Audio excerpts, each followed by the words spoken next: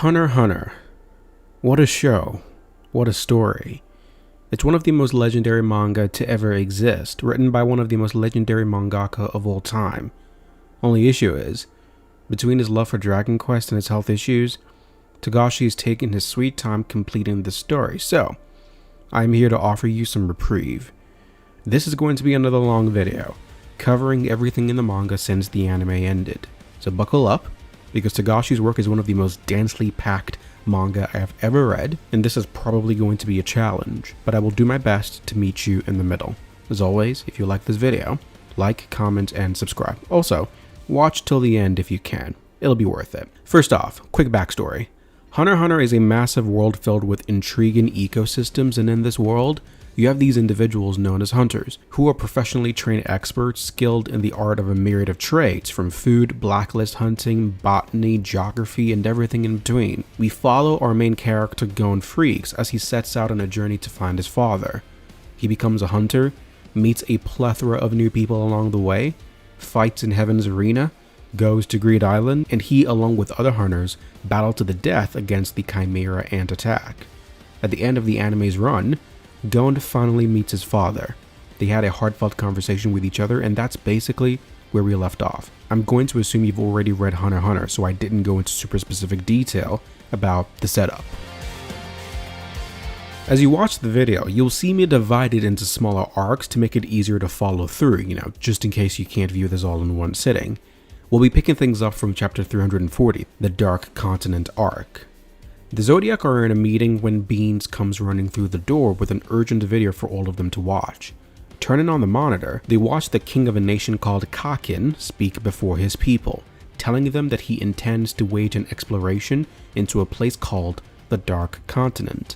We learn that the Dark Continent is a mysterious location that has been made off-limit due to the fact that whenever humanity ventures into its regions, a calamity hits the mainland in response. Kakin intends to ignore the treaty signed by the governmental body known as the V5, and they will venture into the Dark Continent on their own. The Zodiac believe that to be the big news, but Beans tells them to keep watching. The real problem is coming right up. Helping the nation of Kakin achieve their goals is the son of Isaac Netero, a man named Beyond Netero. Beyond gives a rousing speech pledging to lead Kakin into the Dark Continent without fail. The Zodiac are stunned by his public speaking skills. Without a doubt, they could feel Netero's spirit in those words. Beans tells them that Isaac Netero left another important order. If a man claiming to be his son ever showed up, they would watch a certain DVD. Watching the video required the presence of every Zodiac member, and they weren't all there, so there was a small argument about whether they should watch it or not. That's when Chrollo reveals that both Gin and Pariston submitted their request for resignation, and she granted both their wishes. Pariston is now allied with Beyond Netero, and all indications are that Gin will do so too. So the 10 Zodiacs are everyone. Chrollo then reveals that new orders came in from the V5. The Hunter Association has been tasked with the duty of hunting down Beyond Netero. So they watch the video, and it's Isaac Netero with definitely not an order to be the first ones to pioneer the Dark Continent. He had been there once before in the past, and it was a hellish nightmare just to survive. But he believes that they can go farther than he can. The Hunter Association intends to honor Netero's wish, and they will attempt to be the ones to make landfall on the Dark Continent. We then switch gears to follow these two government officials. They enter a top-secret lab filled with tanks of deformed human bodies. Some of them were wrangled up, and it's a horrific sight to behold. He's told by his superior to read a certain document and analyze it fully.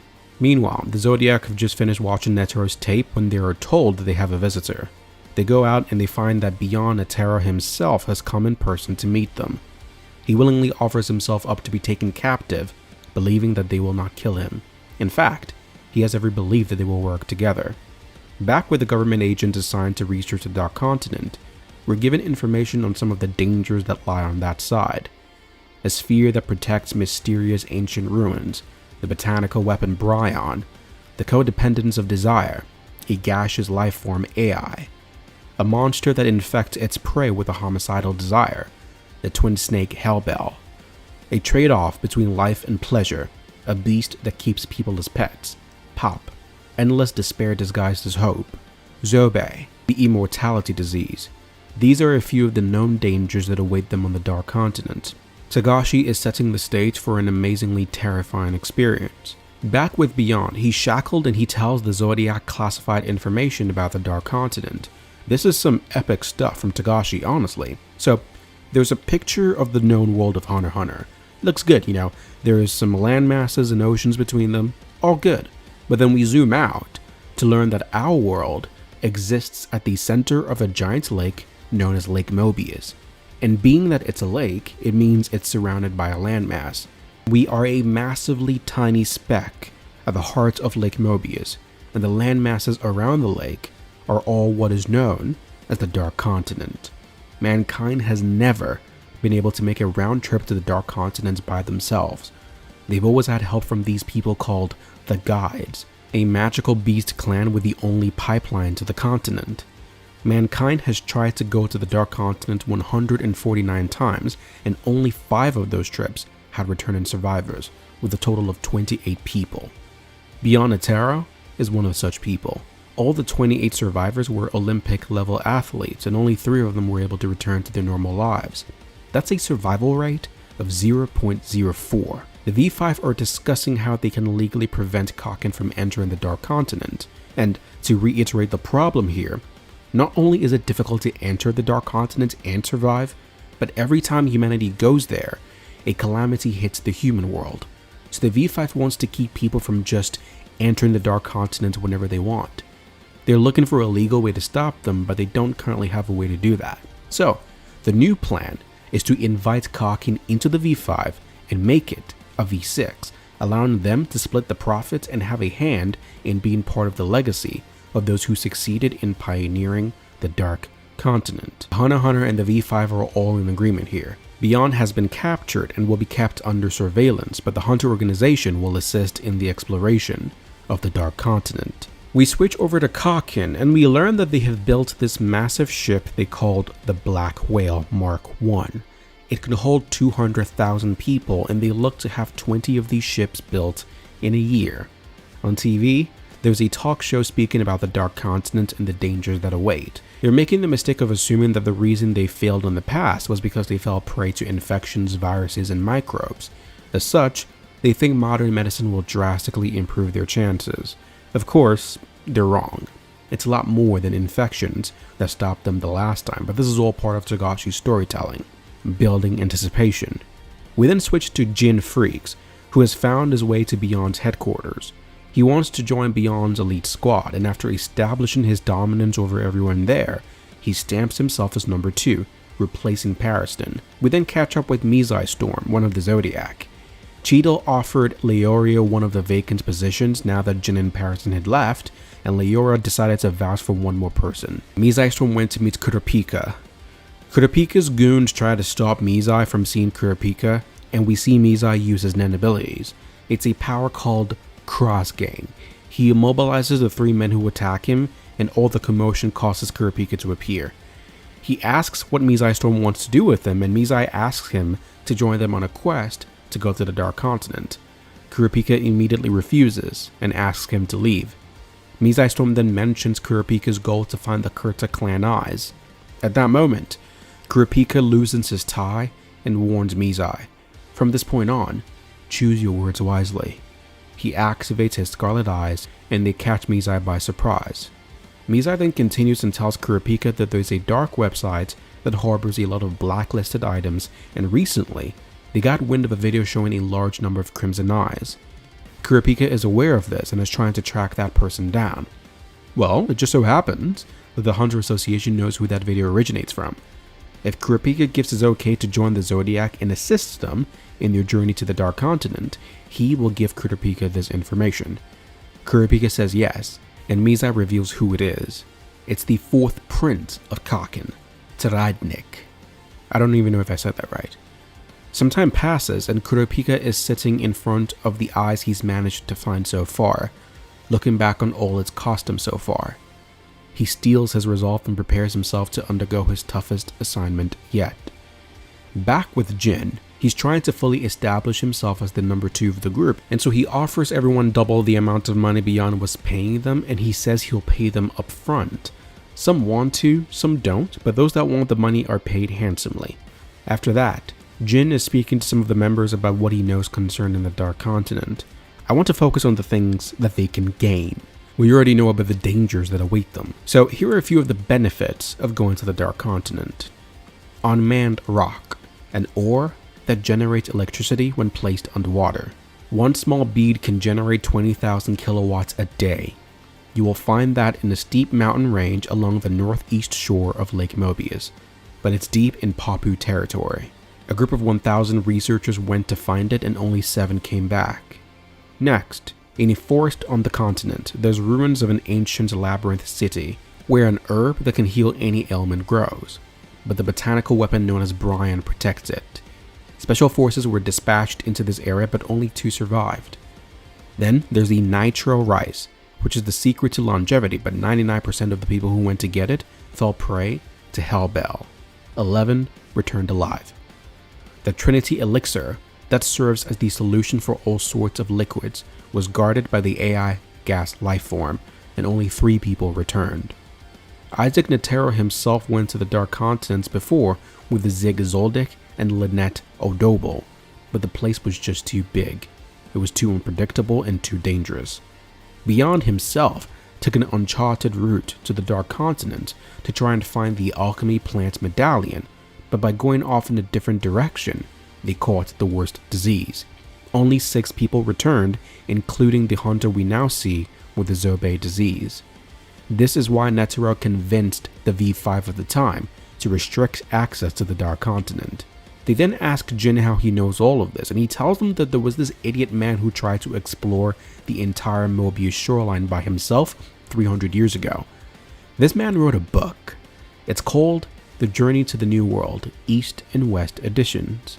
Only the east side has been found so far, and that's how we know all we know about the Dark Continent. They ask where the west side is, and Gin has 3 possibilities. 1. We haven't found it. 2. He never wrote it. Or 3. He's still writing it. With access to the longevity rice and herbs that cure disease, it's possible for this man to have lived for 300 years, and if all of that wasn't enough to shock you, here's the kicker. The name of this man, the author of this book, the one man to have explored the entire shoreline of the Dark Continent by himself, is Gon Freecs, Jin's ancestor.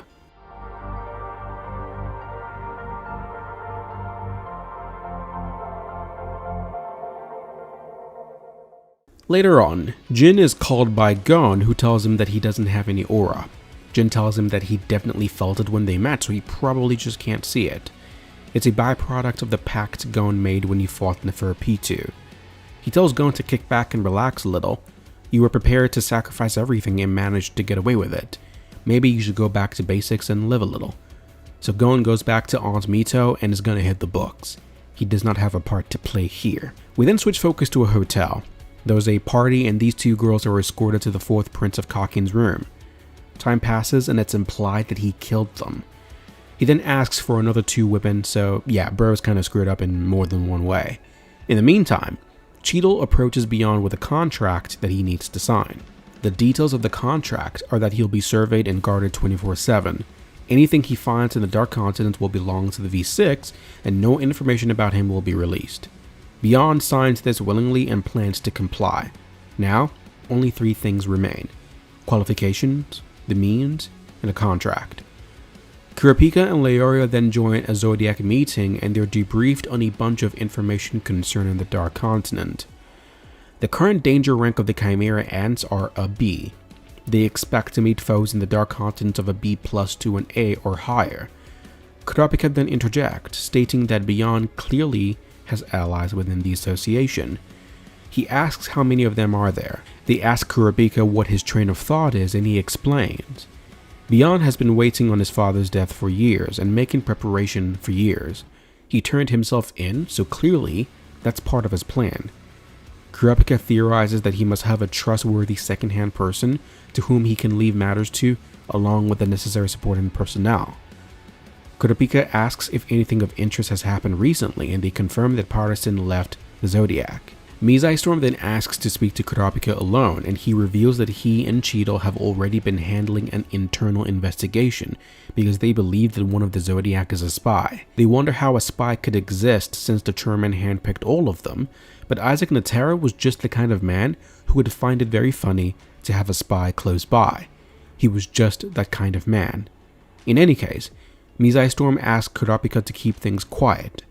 They then head back to the meeting and we get a detailed breakdown of each of their qualifications and designations.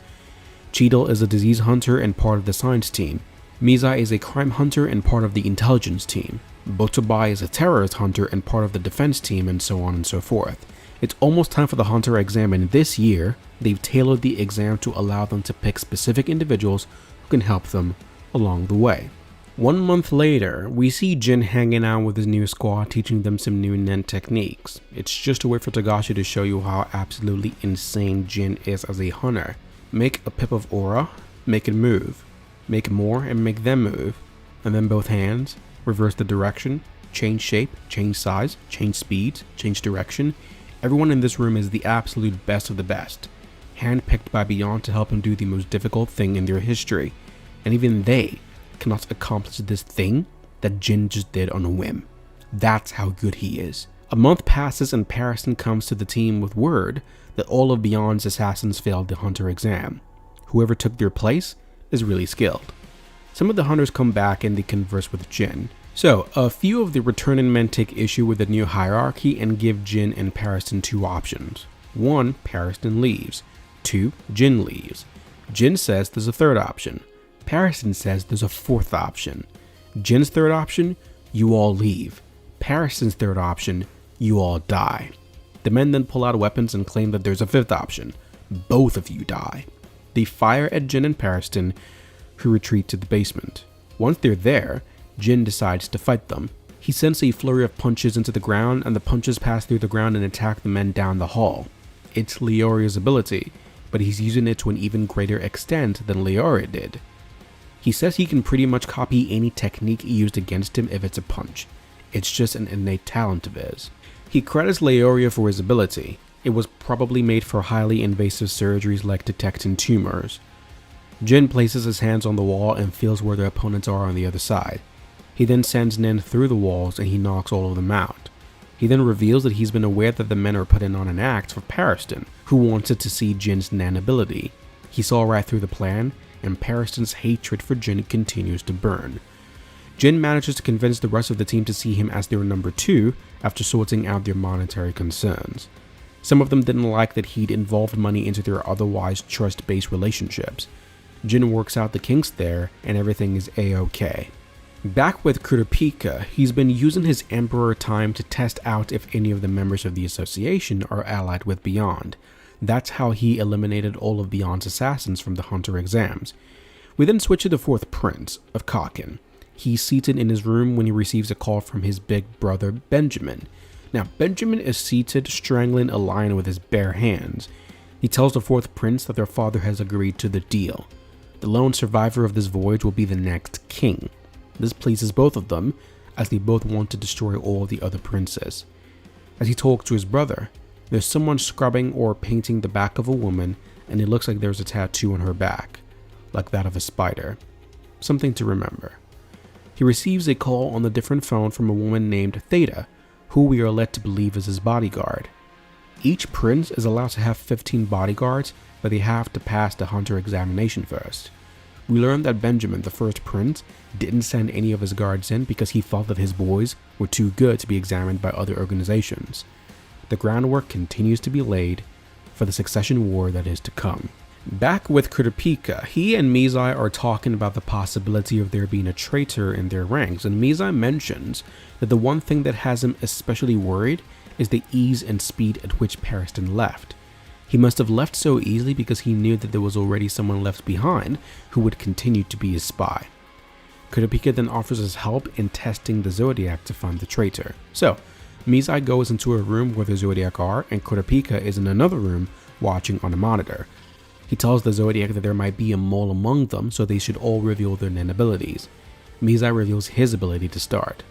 He uses cards of 3 colors to restrict actions: blue to admit them to the courtroom, yellow to put them under control, and red to dismiss them. That's his ability. Cross game. Kurapika watches as they each reveal their ability, and when Sayu comes on screen, Kurapika zones in on him. He is the informant. Over on the Kakin side, all the princes are getting ready for the succession war. Each prince is instructed to pour a drop of blood into an urn and then place their hands inside. There are 14 legitimate princes of Kakin from a total of 8 wives. When the princes drop their blood into the urn and place their hand into it, a fairy appears to put some type of egg into the prince's mouth. The belief is that each prince will be granted a special power by proving their inheritance to the urn. Each child will raise a spirit beast that will then protect them.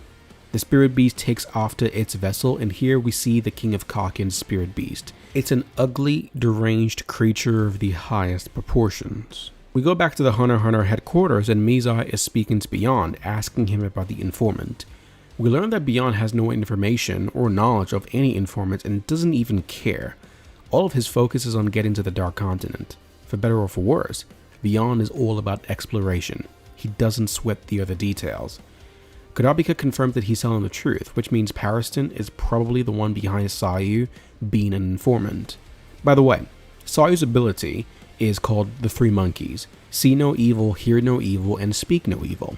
If their attacks hit, they rob you of your sight, hearing, and speaking. Then he beats you up with his staff.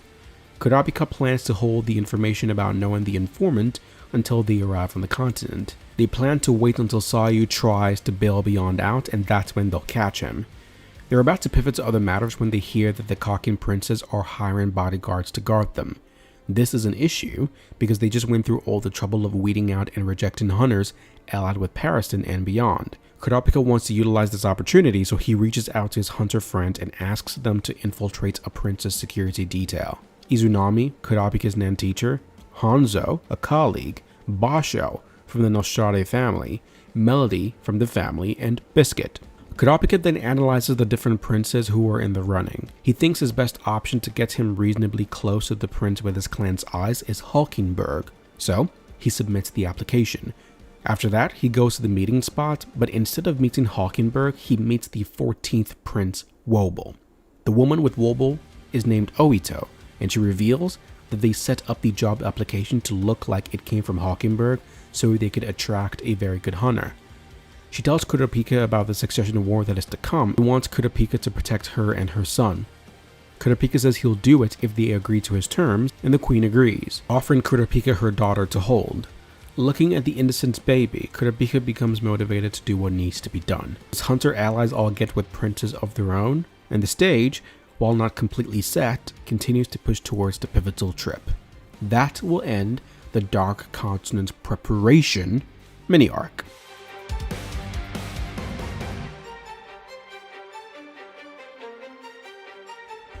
Okay, scene switch. It's Heaven's Arena, and there's a massive battle about to happen. It's Chrollo Lucifer versus Hisoka Moreau, a battle to the death. Also, Chrollo's a floor master. That was new info to me. This is a fight that has been brewing for a long time. The battle starts and Chrollo uses the black voice ability on the referee, who then attacks Hisoka. Hisoka notices that Chrollo intends to attack with the referee. He kicks the referee in the face and braces for Chrollo's attack, but Chrollo fakes before stomping on Hisoka from above. Hisoka responds by attaching his bungee gum to the referee and contracting at max speed. This pulls the referee in towards Chrollo, who evades, and then we see the referee regain composure and attack Hisoka head on, with Chrollo using him as a shield and hiding behind him. Hisoka ducks a strike and all of a sudden, the referee explodes right in his face. Pause. Hisoka uses his bungee gum to get out of range, but this then reveals Chrollo's new power, the Sun and Moon, paired destruction. He explains that the mark of the sun is imprinted with the left hand and the moon with his right. When the marks touch each other, they explode. The marks themselves can be an instant bomb, but for maximum effect, he has to hold on to the target for at least 3 to 5 seconds. Chrollo reiterates his intent to win this battle and pulls out his book and calls out, Double Face, Bookmark Theme. By using the bookmark, he can maintain the page's ability even after closing the book and use it concurrently with an ability on another page. Chrollo then speaks about his ability and how meticulously he has to train in order to utilize the different abilities that may come with all the restrictions. He tells Hisoka that he plans to show him 3 more abilities, setting a new record for the number of abilities it has taken him to kill an opponent. So he activates his ability, Order Stamp, Proof of Humanity. Shalnark's black voice manipulates humans, this one manipulates puppets. The cell phone can override people's autonomy, but only 2 people at a time. On the other hand, the stamp can manipulate many, but cannot give complicated commands. Chrollo doesn't stop there though. He then calls forth his bookmark and places it. Then he bends down near the referee who blew up and uses Gallery Fake, Divine Left Hand, Demonic Right Hand. He creates a copy of the referee. A corpse cannot be controlled, but its copy can be. He then gives the copy an order. Break Hisoka. The puppet lunges at Hisoka, who grabs his head and breaks his neck. He takes off the puppet's head, but because Chrollo hasn't deactivated Gallery Fake, the puppet remains. Hisoka excitedly waits for his next move, and Chrollo opens his book once more. He explains that he can use his left hand while holding the book, but he uses the bookmark when he wants to use his right hand. The ability will remain in effect as long as he holds the book open, even if he removes the bookmark. Another ability is then revealed, Convert Hands, Transfer Student. If he touches the target with his right hand, the target takes his form. Only appearances though, not personalities. He goes on to mention that all the abilities in his book vanish, never to be used again when the person he stole from dies, but one of the abilities he just explained is an ability that remains in the book even after death. Hisoka is startled by that information, and Chrollo confirms his suspicion. Nen that gets stronger after death. The point here is, once marked, the sun and moon stamps cannot be removed. Whether he closes the book or not, they remain until the bomb goes off. The 2 charge towards each other as Chrollo contemplates human nature. Chrollo jumps back and places a bookmark, Mobile Fate Director. Hisoka activates his Elastic Love ability and they both spring into the stands. Hisoka keeps his guard up when a big burly guy appears in front of him. Hisoka parries the guy's lunge and goes left. When he does, another man attacks him. Hisoka evades again and notices that Chrollo is gone. He then has a quick analysis of what just happened. Chrollo used Black Voice, bookmarked into Convert Hands, transformed himself into someone else using his left hand, moved the bookmark to Convert Hands, and then closed the book to lie in wait. The people in the stand start panicking as Hisoka starts analyzing the situation. He assumes that since Gallery Fake is activated, the Convert Hands must have been deactivated. So he figures that Chrollo took someone else's disguise and is currently hiding. Just then, the audience members start attacking Hisoka. This causes Hisoka to analyze again, and he realizes that Chrollo instead opened the book to Gallery Fake, bookmarked, created a crowd of copies, activated Order Stamp, and then commanded them to break Hisoka. Hisoka used his bungee gun to attach to the ceiling and evades, but the audience members just lunge at him from all levels, and he starts parrying their blows. But as he's focused on that, Chrollo, disguised in someone else's clothes, appears behind him. Hisoka notices him and blocks the attack coming in from the left, when all of a sudden, he's instead kicked from the right. He falls to the ground surrounded by the audience members, and he immediately springs back up to his feet and protects himself. All of a sudden, he's kicked in the neck by Chrollo once again. Hisoka is overwhelmed by the number of members attacking him, and Chrollo is meticulously choosing his moments of when to attack.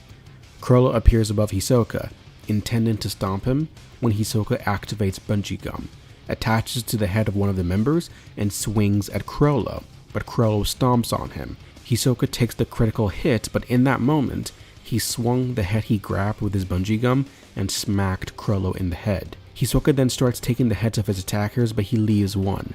He grabs hold of that one, but doesn't kill him. His perspective here is that Chrollo has a minimum amount of options. Keep the stamp activated and give a new command to the awaiting puppets, or deactivate the stamp and make more copy puppets with Gallery Fake, at which point, he'd either activate the stamp and issue a new order, or change his appearance using Convert Hands. Hisoka thinks option 2 is more likely, and just as he predicted, the stamp on his captive's forehead disappears. Hisoka now desperately searches for Chrollo. He finds him among the crowd and dashes towards him. He throws the bungee gum head at Chrollo, who dodges. Chrollo continues to evade Hisoka when Hisoka uses a technique, release gum from the floor. He had attached gum to the members who were running away and then swung them back towards Chrollo.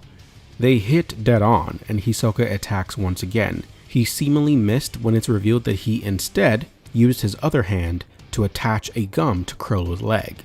He pulls Chrollo in and as he does so, swings the head of the puppet attached to his bungee gum and slams him in the back. He then slams Chrollo into the ground as he coughs up blood. Looking down at his opponent, Hisoka thinks himself the victor when he realizes that it's not Chrollo. He made a copy of himself with his right-handed convert hands and manipulated him. So, Hisoka's assumptions so far have not been entirely right. So, let's clear that part up. Hisoka initially thought the process was activate gallery fake, bookmark and close the book, create a crowd of copies, activate order stamp, and command them to break Hisoka. That was wrong. What actually happened was activate gallery fake, bookmark and close the book, create a crowd of copies, activate the sun and moon, and press the sun and moon mark on the copies, deactivate either or both, because remember, this ability stays on even when Chrollo turns off his power. But then after that, then you activate order stamp and command them to break Hisoka. The level of detail by both Togashi and Chrollo here is astounding. Hisoka continues to analyze the situation, but Chrollo then sends his puppets into the crowd to start causing a rampage. He then snatches the microphone of their announcer and says on the speaker, "Break Hisoka." This activates all of the puppets and they attack Hisoka. Should Hisoka be scared, worried, surprised maybe? No. He gets bloodlusted, like a feral demon. He starts killing all the puppets, attaching his bungee gum and slamming them all around. Onslaught after onslaught, he just continues to destroy all of them. Hisoka then grabs one head and all of a sudden, the head explodes, damaging his hand. Chrollo marked someone with the moon and manipulated him with the cell phone to make him touch the body's sun mark, causing the explosion in Hisoka's hand.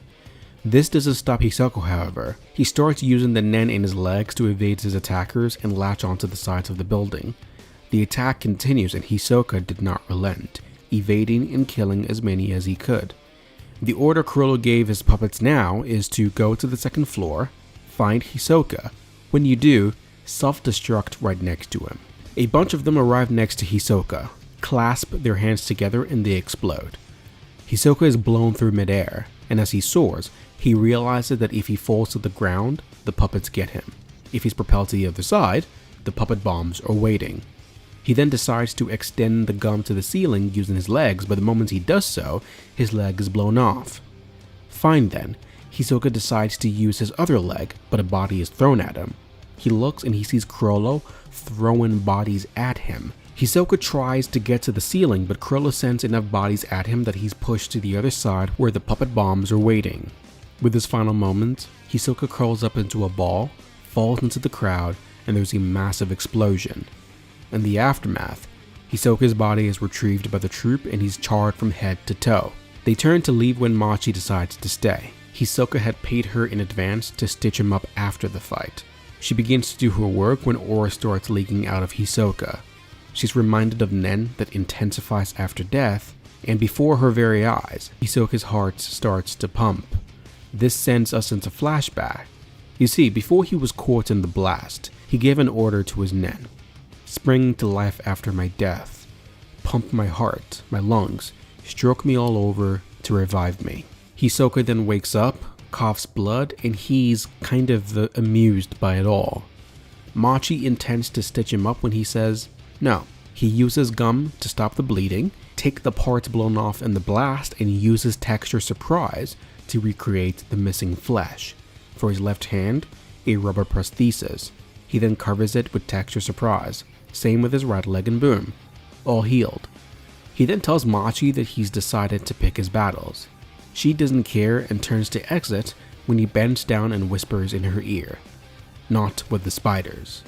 He uses his gum to immobilize her and asks that she send a message to the others. From now on, I'll fight any of them on sight until I've killed them all. This angers Machi, who tells him to release her, but he just smirks and asks that she release herself and stop him if she wants to so bad. Outside, Shalnark is talking to Chrollo about the idea of stealing from the kings and princes on the Black Whale Mark I voyage, and after the call, Shalnark realizes that Chrotope's been gone for a while. He looks over and he sees Hisoka holding her severed head. Time jumps forward and Shalnark is dead, strung up on the swing, bleeding out, while Hisoka just smirks. 2 down, 10 to go.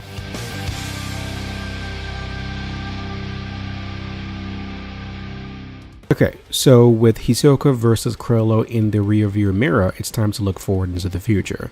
It's time for us to talk about the Succession War arc.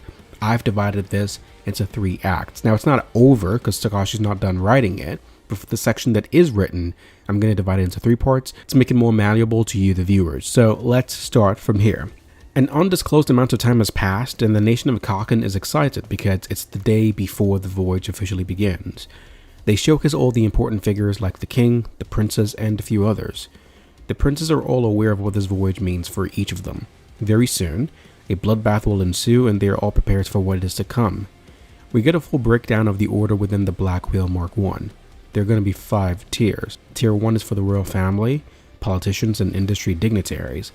The second floor is for the celebrities. The third and below are for the general passengers. The second and third tiers are separated by a thick bulkhead, which can only be opened in emergencies from the second tier side. There will be very minimal contact between princes outside of special party events every Sunday. And even then, each prince will be designated a specific time to leave and they will never cross each other in transit. The military manages the phone lines and the royal army monitors the halls. Kurapika believes that with the incorporations of Nen abilities, there are many ways for assassinations to occur.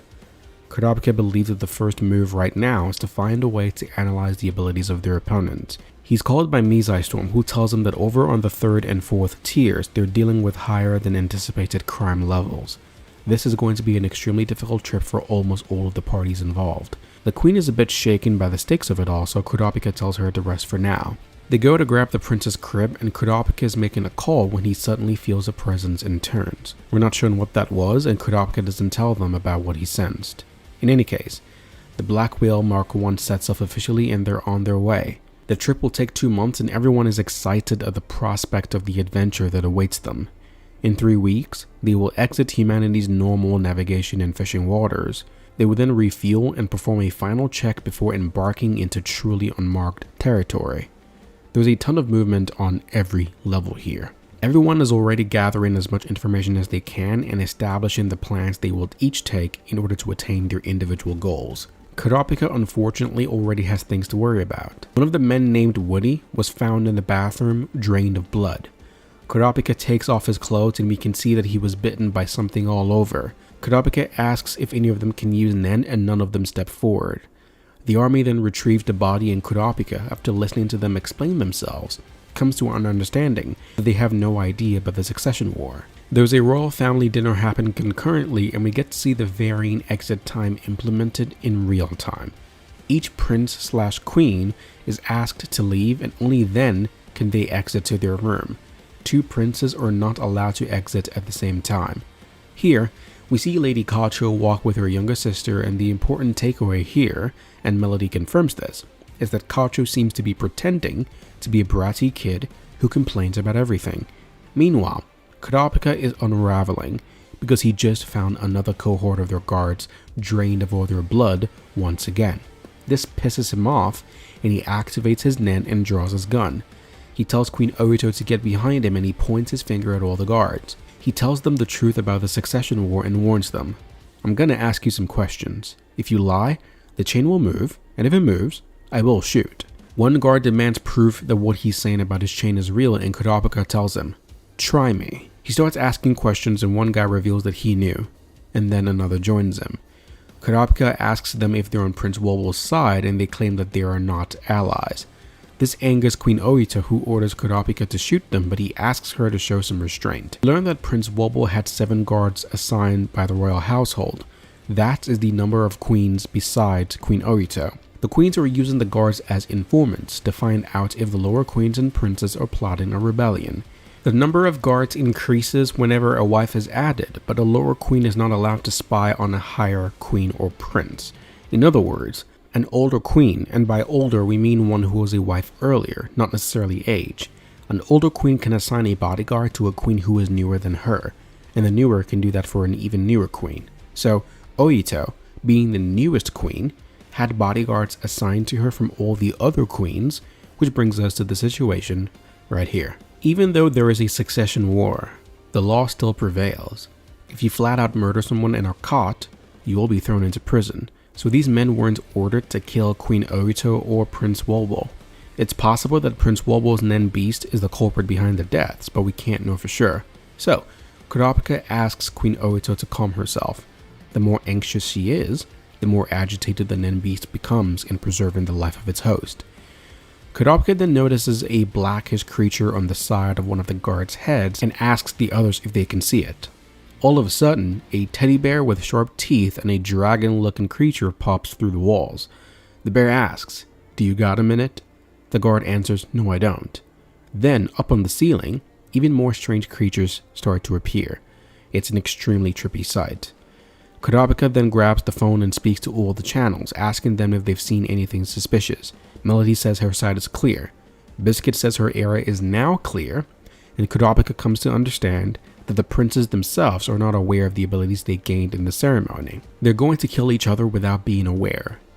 The Nen Beast then seem to disappear and things calm down for a moment. Kurapika then starts speaking to one of the guards about what safety means in a situation like this. Does it mean to survive or to fully escape the situation altogether? As they're speaking, they hear a scream. They run to the room and they see Cyril with a knife. He killed the other guards.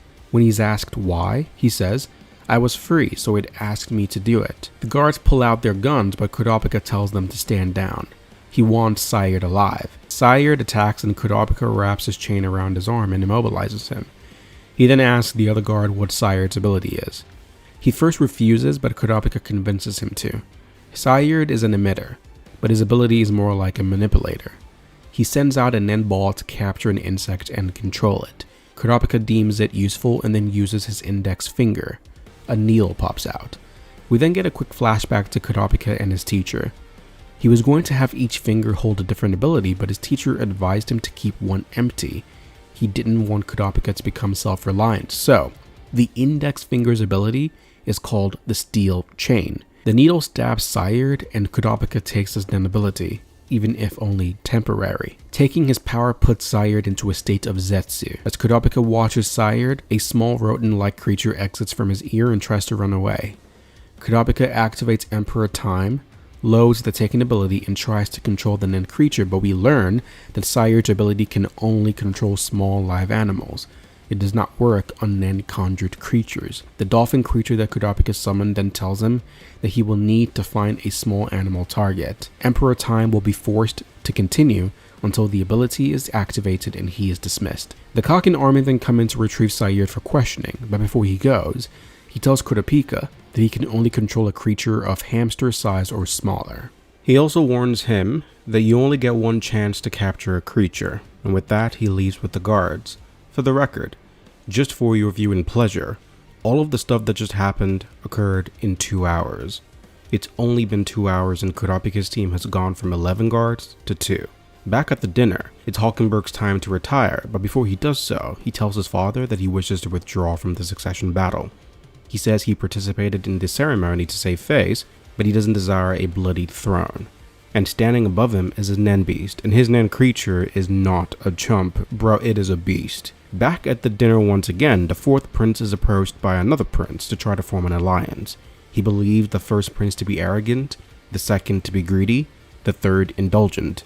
They should all be purged. We are then able to see each of their Nen Beasts. One looks like a frog carriage. The ninth prince's beast is like a female horse in heels with a long neck and a human face. It's extremely weird to behold.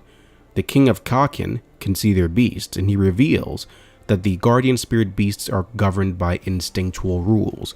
They do not kill each other, and they do not directly attack those who have spirit beasts. So, to accomplish this succession war, the beasts have to figure out ways to have third parties be the ones to enact their warring efforts. Back in the fourth prince's camp, Theta and her colleague are discussing what they should do in regards to the fourth prince and the Nen-related activities that are happening.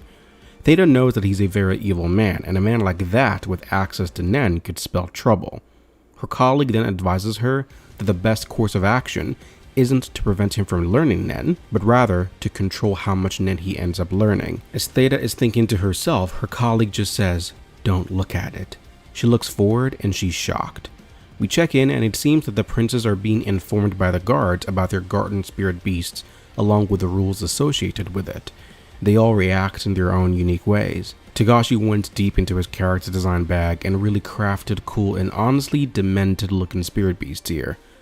Over in Hulkenberg's camp, he arrives to see the dead bodies of his guards and he's horrified. Togashi then takes us back to Theta and shows us what she saw. Right in front of her is the fourth prince's guardian Nen beast, with its neck stretched out from down the hall, staring right into her face. The guardian spirit beast's face opens up to reveal a smaller face inside of it with a slimy tongue leaking out, and the tongue has eyes on the end of it. Truly horrific stuff. The realization then sets in even further for Theta.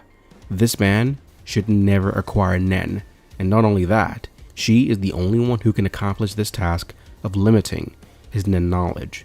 There's a tiny scene where the second prince Cammy speaks to her father about the definitions of surviving the succession war and how she wants to implement a biological death clause as the only way to confirm if someone drops out.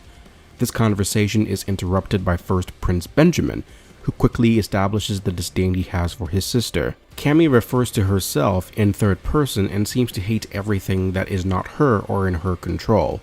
Before his father, Benjamin promises to prune the deceased branches in order to protect the great tree of Kakin. It's a very Bleach spiritual pressure type of panel. I liked it. Benjamin leaves and angrily demands that the fourth prince be brought to him. Before he can get any further, one of his leading guards tells him about Nen parasitic beasts and how the users themselves can't see it. He advises Benjamin to stand down and wait. He explains the dangerous situation they all find themselves in, between the Hunter Association, who is trying to drag out the succession war until they reach the Dark Continent, the princes, who want to kill each other, and the Nen beasts, who are acting independently of each of the hosts. It's a very dire situation. Benjamin orders for all his guards to be brought to him. He tells them to guard each prince, and for context, these seem to be the guards that have infiltrated the ranks of the other princes. He tells them to observe their abilities and report it back to him. However, if the enemy attacks or if an attack seems imminent, they are authorized to use lethal force to eliminate the enemy in the name of self-defense. Benjamin then asks his lead guard, named Balsamico, if he can see his Nen beast. He says yes. It's a valiant beast, fitting for the next king, and the Nen beast smiles at the sound of that. Back in Kurapika's quarters, they receive a call from Vincent, the young guard, on orders from the first prince. They decide to have the first prince's guard take care of the entrance. Nothing on the inside changes. Just then, the first prince's guard is seen inside the room with a woman, claiming that she attacked him, so he acted in self-defense. Kurapika surmises that he's not a spy. He's an assassin. He points his gun at Kurapika and confirms his identity. He claims that he's here to solve the problem Kurapika has here. Asking him to cooperate, Kurapika remarks that his vow is to protect both Queen Orito and Prince Wobble no matter what happens. He starts taking off his contacts and turns to the queen. "Do you trust me?" he says. His Emperor Eye is activated. Prince Wobble reaches out to touch Kurapika and his mother seconds his feelings. She trusts him no matter what. Kurapika then activates his Nen chain and stabs Queen Orito. An earplug then appears over her ear and Kurapika starts telepathically speaking to her. He transferred the right to use the little eye ability to Queen Orito. Kurapika's colleague then springs into action. Shots are fired, but he blocks the bullets. He then tries to attack with an ability called Empty Air Fist, Air Blow, but nothing happens. He looks down to see that because Kurapika transferred the Stealth Dolphin ability to Queen Orito, he was now free to get another ability, this time from his attacker. He's immobilized by Kurapika's colleague, and Kurapika intends to use his ability to reveal everything on the witness stand. But just then, Benjamin's guard uses a suicide pill and kills himself. Kurapika notices that the man was bugged and cuts off the transmission. Back at their base, Benjamin and his boys analyze the situation, and they surmise that the remaining guards are extremely loyal and skilled, if nothing else. Kurapika then switches gears and wants to have Queen Orito use her ability to take control of 13 Prince Mariam's pet hamster. but that's going to be a whole week until the next banquet. If you remember, Kurapika's Emperor Time cannot deactivate until the ability is used. So, Kurapika tells Queen Oruto that if she finds a small animal like a mosquito or a bug, she should give the order to the dolphin and the dolphin will take care of everything else. Kurapika then reveals the condition for using this ability. Every second Emperor Time is activated, his lifespan is shortened by 1 hour. That is devastating. He cannot turn it off until Queen Oruto finds a bug to use the Stealth Dolphin's ability on, and it's going to be a week until the next banquet. As you can see, Kurapika is in a very serious situation. Just then, they receive a call and it's from 3 princes. First prince, third, and fifth. Normally, you would answer the call in order of the hierarchy, but in this situation, answering one would mean a declaration of war to the other 2. As Kurapika thinks through this, the doorbell rings and it's Benjamin's new guard. Kurapika thinks things through and tells his colleague to keep the soldier outside and watch him. He chooses to speak to the first prince, Benjamin. He then takes the phone and speaks, and he quickly realizes that it wasn't the first prince, but rather the third prince. He looks over to the maid, who just stares back at him. Why did she make him accept the third prince when he asked for the first? We'll have to wait and find out. The third prince asks why Kurapika chose him over Benjamin, and his answer is that he surmised that he would be most reasonable. The third prince proposes a transfer of information. He wants to know everything he can about Nen and permits Kurapika to enter his quarters. He also gives clearance to Queen Oruto and Prince Wobo. After the call ends, Kurapika tries to connect to Benjamin, but it's been disconnected. He then switches to the fifth prince and a lieutenant speaks to him, telling him that they're prepared to enter a truce in exchange for information on the Nen beasts. Now, the thing with this situation is that the first prince has a soldier outside the door, the third prince agreed to a truce, but asked Kurapika to arrive at his quarters in 15 minutes, and at the same time, the 5th Prince's lieutenant wants to head over to Kurapika immediately. Kurapika manages to push things back by 1 hour, but he's being pulled in different directions right now. After the call ends, Kurapika asks the maid why she disobeyed and connected him to the 3rd prince instead of the 1st. She explains that it was purely for self-preservation. Benjamin is not one to be negotiated with, and he probably wasn't even going to be on the phone. So, she made a judgment call and connected him to the 3rd prince instead. Kurapika then asks her what they should do about the 1st prince's guards. She explains that they cannot prevent him from entering without breaking the law, and so, Kurapika decides to speak to the soldier. He calls him and tells him that he and the queen have been invited to the 3rd prince's quarters. Will you follow us there? The soldier says no. He'll defer to the 3rd prince's guards in that instance. He will just wait here until they return. Kurapika agrees to this and tells his colleague that if he gets a call from Prince Tupipa, tell him that the problem has been solved. Kurapika exits the front door and stands face to face with Benjamin's soldier. To get to the 3rd prince's quarters, he walks by the 4th prince's quarters. As a reminder, that is who Kurapika wants. It's honestly kind of crazy to think about. Kurapika is showing a lot of restraints because for all we know, the eyes are all in there. I mean, in reality, they're not, but he doesn't know that. His goal, all his training and all his searching is behind that door, and I would bet on him being able to overpower the guards, to be honest. But he cannot do so right now because he's vowed to protect Queen Oruto, and he stands by his word. Anyway, they arrive at their location and they're granted an audience with the 3rd prince. Kurapika begins by saying that Nen is a psychic ability, a supernatural power of the will. With this ability, you can see what's normally unseen and exhibit mysterious powers. Now to everyone else in the room, Kurapika is just talking about Nen and giving the 3rd prince what he wants, but in reality, he's talking to Queen Oruto. Why? Because with her in possession of his stealth dolphin, she can see Nen and she can see the parasitic Nen beast of the 3rd prince. It's hovering right above him and it's freaking her out. Time passes and we're now at 4 hours after the launch of the Black Whale. Over in Biscuit's camp, the Nen beast is getting bigger. Over in Melody's camp, Kacho continues to pretend to be a bratty child. Why? We're not sure quite yet. Over in Hulkenberg's camp, he seems to have dreamt that whole image where all his bodyguards were dead, but he does see this feather on his hand. We're not sure as to what that is just yet. Over with one of the other princes, he promises that the next banquet is going to change the world, whatever that means. Now, to catch up with Theta, She's teaching the fourth prince Nen, but making it so that he's learning things very slowly. Back to Kurapika, the third prince gives him 2 of his own bodyguards since he's understaffed. Kurapika heads back to his quarters, and right now, there are 2 guards from the third prince, 1 from the first prince, he himself, and a maid. It's crowded, so he can't have the queen use the ability in this kind of situation. Down below on the lower level, there's a cockroach that's stomped on, and we see a dejected Chrollo Lucifer with a grim look on his face. No doubt, he's heard of what happened to his troupe colleagues. In any case, Kurapika and Queen Orito are looking for a bug when the other prince's guards come in for the debriefing on Nen. Kurapika tells them that they'll do this in a room, but he chooses a room that's farther down the hall, so they have more freedom to find a bug, but he gets pushed back from Prince Benjamin's guard. They ultimately concede, and he starts to explain things when he sees a cockroach. Now, of all the times. Benjamin's bodyguard is highly perceptive, and he's laser focused on what to him seems like an overreaction. Queen Orito pretends to be scared of the cockroach and demands that they get rid of it. Kurapika comes up with an idea and calls Bill and Shimano, telling them to catch the cockroach, but he asks them to do it with Nen. He's going to use the cockroach as a Nen teaching lesson and hide his true motives in plain sight. Kurapika tells the guards that Bill is a manipulator.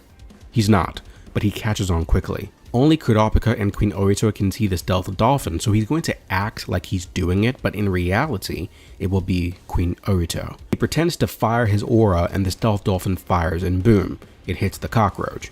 She then pretends to be tired and sits down, covering her face with a cloth. This is to disguise the fact that she'll be the one controlling the cockroach.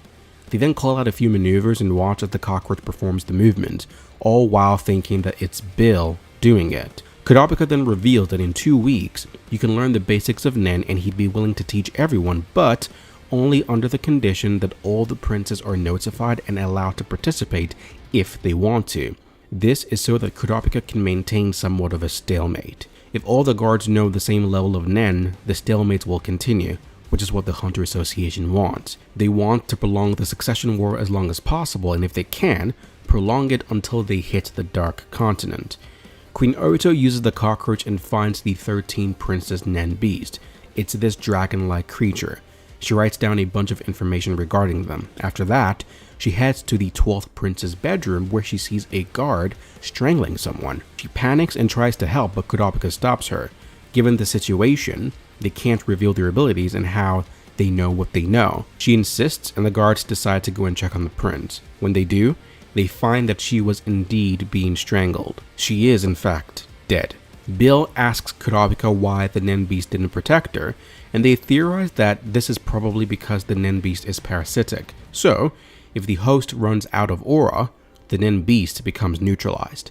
Things calm down for now, and Queen Orito continues to work on getting Kurapika his information. The other guards leave so she can rest, and it's a moment of good characterization for Queen Orito. She risked her own safety because her stepchild was being killed, and to a bunch of practical, battle-hardened soldiers, it seems less than ideal, but she doesn't care. We get word from the other princes. 10 princes besides the 2nd and the 6th want to send their guards, but they want to send multiple guards. Kurapika sees this as a safety hazard, so he limits it to 2 guards per prince. As he's talking, his head is throbbing, the pain is piercing, and he can't hear anything. All of a sudden, he faints. Over with the 4th prince, he tells Theta that he got word from Kurapika's camp about learning Nen in 2 weeks. This directly conflicts with Theta's own words regarding Nen education. She insists that her way is the fastest and safest way, and the tension between the two continues to rise. The second day. Yes, merely the second day. Kurapika wakes up after being asleep for 9 hours. Apparently, Queen Orito also passed out around the same time he did. He looks at Queen Orito and sees the stealth dolphin is still active. Emperor time has been on for 12 hours. It's possible that 3 hours is the time limit for Emperor time, and beyond that, he blacks out for 3 times as long. This changes the situation. He asks Queen Orito to check on the 4th prince. Now, she's a little bit skeptical over Kurapika wanting her to spy on the 4th prince, but he gives her practical reasons why she must, and also, he reiterates his vow to her. He will protect both her and the prince. Prince Wobble then reaches out to Kurapika and grabs his fingers. This inspires Queen Orito, and she agrees to do the task. She heads through the vents when she immediately sees the face of the Princess Nen Beast. She screams, and the ability ends. Presumably, the bug was just eaten. 9 whole hours wasted. Kurapika then feels the physical toll of using the ability and almost falls over. The queen then asks Kurapika to teach her Nen, and he reveals that his stealth dolphin forcibly awakens a person's Nen abilities, so yeah, she can already use Nen. Anyway, it's now time for Kurapika to teach Nen. They meet in this big room with the queen's personal room behind Kurapika. His first order of business is to establish boundaries. Do not cross this white line. As this is happening, there's this marionette-looking woman standing behind Benjamin's guard, and the ability is something called Silent Majority. Anyway, one of the guards step on the white line while whistling, and Kurapika asks him to identify himself. He's a guard from the 4th Prince. Kurapika asks him to step back. He steps back and plays it off like a joke, something Kurapika doesn't find amusing. Kurapika gives the 4th Prince a backhanded compliment, and this ticks off the soldier who tries to cross the line, but he's pulled back by his ally. Kurapika, on the other hand, already drew his weapon and was ready to fire. Kurapika then asks everyone present if they can already use Nen. A few of them raised their hands. The maid next to Kurapika then saw the marionette in the back and then asked the other maids if they can see it, but they cannot. She then screams out that, "Look, there's a weird woman standing there." This draws their attention and seemed to be the trigger the marionette was waiting for. It attacks and one of the soldiers starts gasping for air. There are 4 snakes in all. One takes 44 seconds to suck out a person's blood, and all 4 attacking at once will suck out all blood in 11 seconds. One of the other guards shoots the victim and he blows up and then melts away. That wasn't a Nen beast. That was someone's ability. There's an assassin among them. The maid who called it out was arrested, and an investigator will be dispatched to monitor the grounds for the next 72 hours. Meanwhile, Kurapika is requiring that all guards hand over their weapons. They obviously object to it, but he insists. Moments later, Kurapika approaches the maid and uses his Nen chain to confirm her innocence, which he does. He then goes back to teaching and asks them to clasp their hands in whatever way feels natural to them. This allows him to divide them into groups. As that's going on, we switch to the Phantom Troupe. They rough up some gang members, and we come to learn that all the 3 leading mafia families of Kaken each have ties directly to one of the princes, and they're attempting to be the first to make landfall on the Dark Continent. The troupe want to find a way to get into tiers 2 and up, but for now, they task these grunts with the job of finding everyone taller than 6'2" and getting the room numbers. Chrollo intends to kill Hisoka and orders that the troupe find him wherever he's hiding. In the king's quarters, Momose, the prince who was strangled to death from before, is laid in a coffin, and we find that it's a massive room filled with 14 coffins. There's bound to be some shady, underhanded purpose of the succession war, but we're not yet privy to that just yet. Back with Kurapika, some of the people learning Nen seem proficient at using Nen, but they also don't seem aware of it. Benjamin's guard theorizes that they're either being manipulated or it has to do with their princess Nen beasts. He believes that he's found the assassin, someone among them who's doing enough to hide his aura and make it look like he's a novice. Hanzo and Biscuit end their shifts and intend to sleep when Hanzo decides to use his doppelganger skill. He goes to the cell of the one who killed Momose and pretends to be one of Benjamin's crew members. The man unknowingly confirms that he's the killer and Hanzo strangles him. And by the way, if it feels like we're constantly jumping all over the place, it's because we are. That's just how Togashi maps out his chapters. A little bit here, a little bit over there, we have to make do. The guard from Hulkenberg's camp wants Kurapika to give them the information they came for. He reveals that he and the others got this tattoo-like mark on their fists when the prince initially thought they were all killed or passed out. Kurapika believes that the mark is proof of those who share the same aspirations as Hulkenberg himself. This creates quite the interesting situation because Hulkenberg desires the abolition of the monarchy, and yet, this battle is for one to become the lone monarch. We catch up with Hanzo, who's trying to enter his body, but both his body and Biscuit are gone. He then looks over and can see the Nen beast looking right at him. It's smaller, but much fiercer. In the first prince's quarters, Camilla appears and she says she's going to kill Benjamin, offering the guard a choice: help me or die. The guard pulls out his gun and orders her to stop. She doesn't stop and he shoots. This alerts all the other soldiers. He goes to confirm the kill when a cat-like creature appears behind him. It clasps its paws around him, and then its tail lights up before it squirts some liquid into Camilla's mouth, which awakens her. The cat who lived a million times. It's a counteractive Nen beast that activates after death and revives the user in exchange for the life of the attacker. Benjamin orders his men to stand down, and Camilla walks right through and into his quarters. She takes aim and fires at Benjamin, but the bullets don't pierce him. She then wants Benjamin to attack her, but he doesn't. Instead of killing her, they just capture her and throw her into jail. They knew about her ability somehow. The first guard who shot Camilla, when he went to check on her, placed his owl on her. It's a spy-based ability, and it telepathically transmits everything the target says and does. Upon death, that power gets transferred to Benjamin. His ability is those who inherit the stars. Benjamin Baton. He can inherit the ability of Nen users who swore loyalty to him when they die. And just to clarify, this is Benjamin's ability. It's not his guardian spirit beast's ability.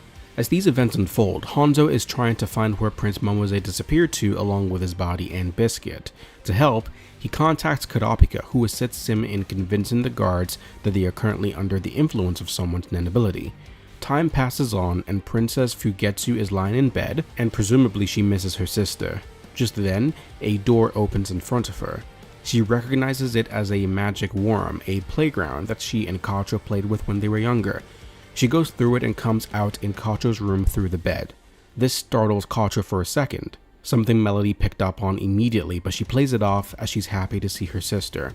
Over with the third prince, a coin falls onto the ground, but none of the people there were the ones who dropped it. We learn that it's its Nen spirit beast who is responsible. Looking at the coin, he sees the number 1 inscribed onto it. Tagashi then gives us information on the spirit beasts of 3 princes.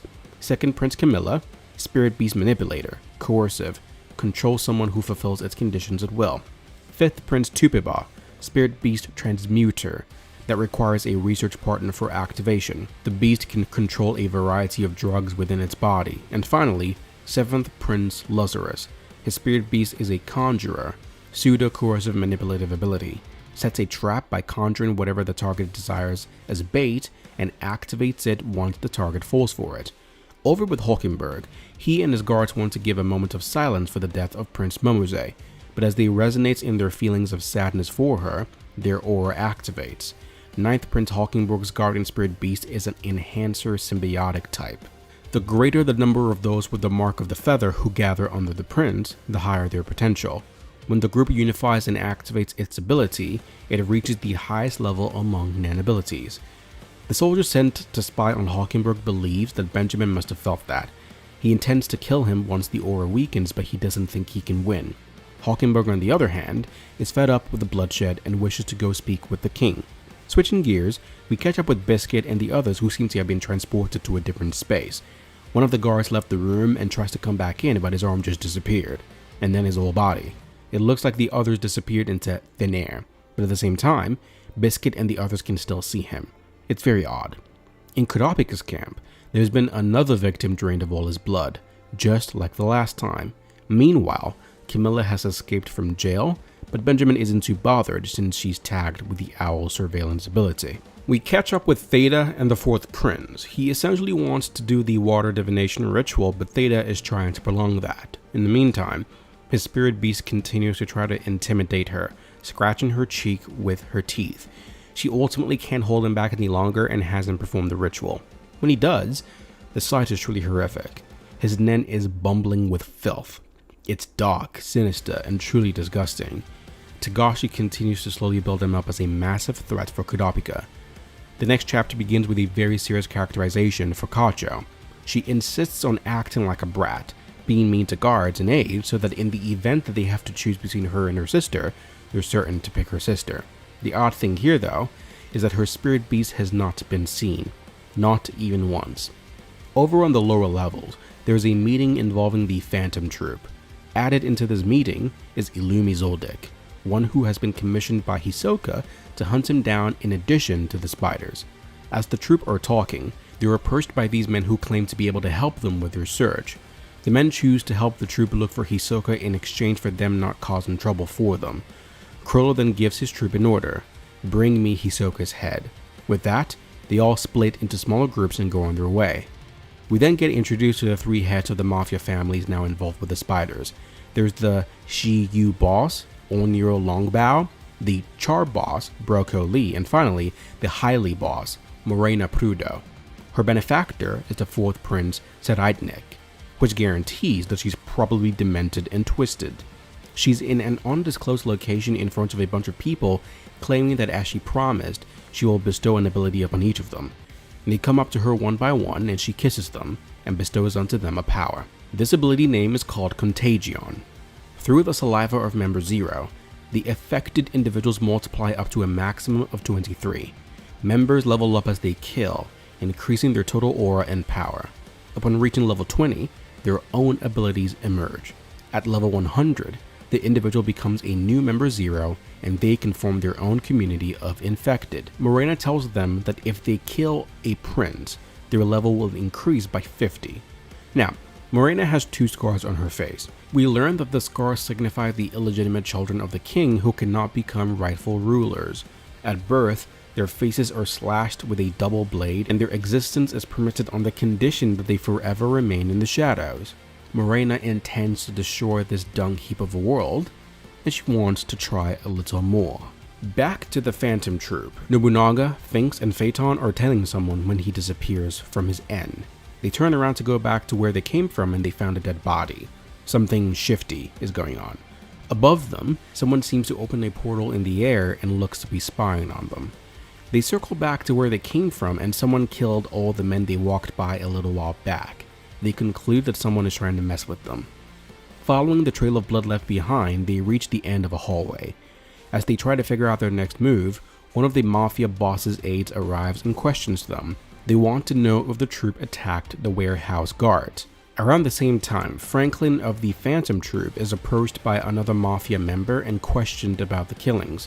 The mafia members believe the troupe when they admit that they have nothing to do with the killings, and one actually proposes that they work together.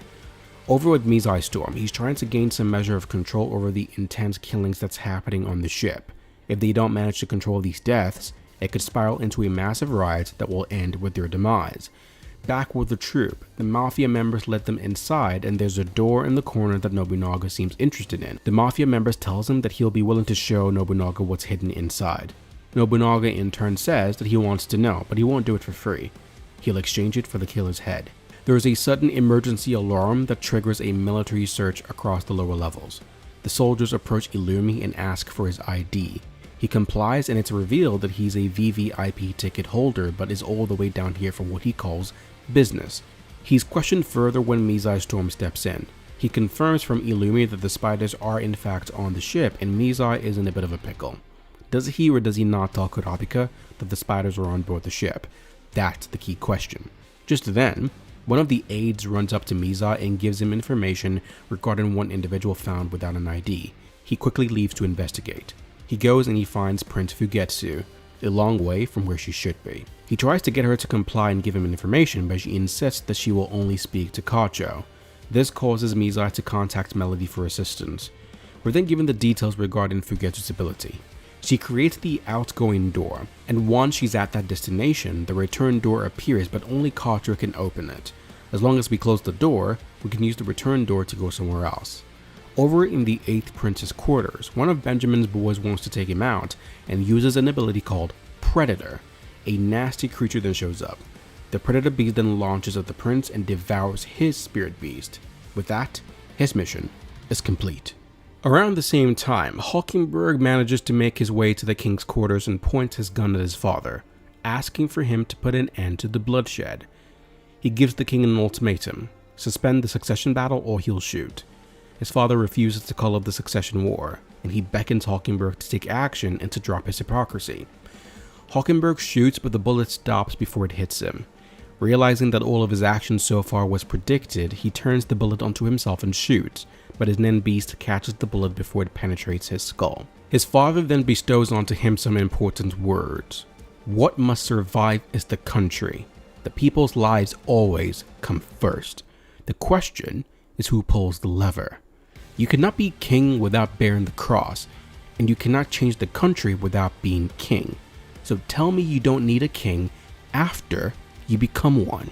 The guard Benjamin assigned to the ninth prince then awakens. He thinks he might have been affected by Hawkingberg's Nen beast. Benjamin informs him about Hawkingberg's attempt to kill the king and his failure. He's now steeled himself and will go all out. Benjamin wants him eliminated. This then allows us to find out what Hawkingberg's ability is. Yu-Gi-Oh! Concept. His followers' aura, united, becomes an unparalleled armor to protect the prince and an arrow to pierce his enemies. The fired arrow pierces the enemy's every possible defense and robs the target of its will in exchange for the body of one of his followers. Over in the 8th prince's room, he's being suffocated and presumed dead. It's now Sunday, and there's going to be a banquet. The 8th prince was going to perform, but the party members are told that he's taken ill and won't be able to partake. In reality, he's dead, but whatever. When it's Melody's turn to perform, Chrollo and Fugetsu place earbuds into their ears as Melody prepares to immerse everyone who listens into the world of sound. She starts playing and everyone's enveloped into that world. Meanwhile, Fugetsu and Chrollo are running down the hallway as everyone around them is caught in Melody's music. They're attempting to escape via a lifeboat. Their life raft exits the ship as the old man who helped them escape kills himself with a shot to the head. The two sisters hit the open water and all of a sudden, there's a dark presence around them. It's these hands that reach out towards them, and they panic. They try to activate their door ability to return to the ship. Fugetsu makes it and thinks Chrollo didn't, but she opens the door and reveals herself with a wink and smiles. They decide to go back together, but on the raft, drifting atop the waves, the dead body of the real Chrollo lies. The spirit beasts of both Chrollo and Fugetsu are cooperative. If either of the two dies, it takes the form of the one who died to protect the other and stay by her side until her death. The real Chrollo is now dead and gone. Catching up quickly to the Phantom Troupe, they come to learn that the Mafias have a specific code of conduct when one member of the group kills the other. This leads us into the 4th prince, who has become even more proficient in his Nen usage. He has a specialist Nen beast conjured without intent. He doesn't even know that he's doing this. He has a guardian spirit beast created through ritual and his own alter ego created through instinct.